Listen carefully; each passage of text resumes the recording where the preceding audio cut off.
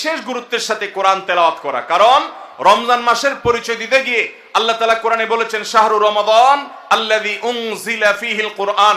রমজান এমন মাস যে মাসে কোরআন নাজিল করা হয়েছে। এই কোরআন দিয়ে রমজানকে আল্লাহ পরিচয় দিয়েছেন। রমজান মাসের মর্যাদাই হয়েছে কোরআনের কারণে। এই জন্য কোরআনের সাথে রমজানে বেশি সময় কাটাতে হবে। কোরআনের হালাকা করবেন, কোরআনের মজলিস করবেন, কোরআন শিক্ষার আসর করবেন, ইমাম সাহেব মুয়াজ্জিন সাহেবকে দিয়ে প্রতিটা মসজিদে মসজিদে মুসল্লিরা কোরআন শুদ্ধ করবেন, বিশুদ্ধ করে তেলাওয়াত করবেন। কোরআন প্রতিদিন একটু একটু করে তেলাওয়াত করবেন। সম্ভব হলে গোটা রমজানে কমপক্ষে একটা বার কোরআন পড়ে শেষ করবেন।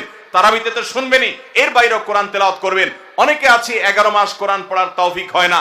আল্লাহর ওয়াস্তে কোরআন নাজিলের এই মাসে অন্তত কোরআনটাকে আঁকড়ে ধরেন। ও মুসলমান, কোরআন যদি আঁকড়ে না ধরেন তাহলে আপনার চাইতে হতভাগা আর কেউ নেই।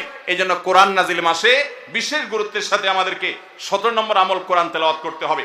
18 নম্বর আমল হলো কোরআন তেলাওয়াত করার আমল। আমরা সবাই জানি, কিন্তু কোরআন রমজান মাসে নবী করিম সাল্লাল্লাহু আলাইহি সাল্লাম শোনাশুনি করতেন, এটা আমরা অনেকে জানি না। জিবরিল আলাইহিস সালামের সাথে নবী করিম সাল্লাল্লাহু আলাইহি সাল্লাম কোরআন শোনাশুনি করতেন। তিনি জিবরিলকে শোনাতেন, জিবরিল তাকে শোনাতেন। এই জন্য রমজান মাসে আপনি কোরআন তেলাওয়াত করে আপনার স্ত্রীকে শোনান, স্ত্রী তেলাওয়াত করবে, আপনি শুনেন, আপনি অন্য কারোর সাথে এভাবে শোনাশুনি করেন।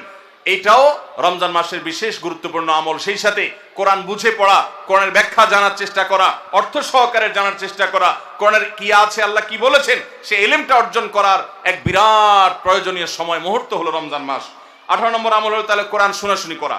19 নম্বর আমল হলো সাদাকা করা, দান করা। আমাদের প্রিয় নবী সাল্লাল্লাহু আলাইহি সাল্লাম সম্পর্কে তার সহধর্মিণী উম্মুল মুমিনিন আয়েশা রাদিয়াল্লাহু তাআলা আনহা বলেছেন, নবী সাল্লাল্লাহু আলাইহি সাল্লাম এমনিতেই দানশীল ছিলেন। তিনি সারা বছর প্রচুর পরিমাণে দান করতেন, কিন্তু রমজান যখন শুরু হতো তখন তিনি সবচেয়ে বেশি বদান্য, সবচেয়ে বেশি দানশীল হয়ে পড়তেন।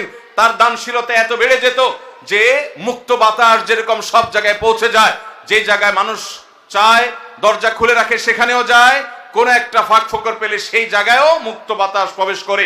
নবী সাল্লাল্লাহু আলাইহি সাল্লামের রমজানের দানটা এরকম ছিল যে চায় তাকেও দিতেন, যে চায় না তাকেও দিতেন। তিনি দুই হাতে দিতেন। তিনি অনেক বেশি সম্পদশালী ছিলেন না, কিন্তু যেটুকু ছিল অকাতরে তিনি দান করতেন। আম্মা জান আয়েশা রাদিয়াল্লাহু তাআলা আনহা হাদিস থেকে বোঝা যায় রমজান মাস দানের মাস। এই জন্য নবীজি বছরের অন্য যে কোনো সময় চাইতে রমজানে বেশি বেশি দান করতেন। আপনার আত্মীয় স্বজনকে দান করেন, রক্ত সম্পর্কীয় মানুষগুলোকে দান করেন, পাড়া প্রতিবেশীর অভাবী মানুষদেরকে দান করেন, চেনা অচেনা জানা অজানা সমস্ত মানুষকে আপনার সাধ্য অনুযায়ী আপনি দান করা শুরু করেন। এটা রমজান মাসের গুরুত্বপূর্ণ একটা আমল। এবং 19 নম্বর আমল দান করা। 20 নম্বর আমল হলো সাহরি খেতে আমরা যখন উঠি তখন একটু তাহাজ্জুদের নামাজ পড়া, একটু দোয়া করা। এই সুযোগটা 11 মাস আমাদের হয় না।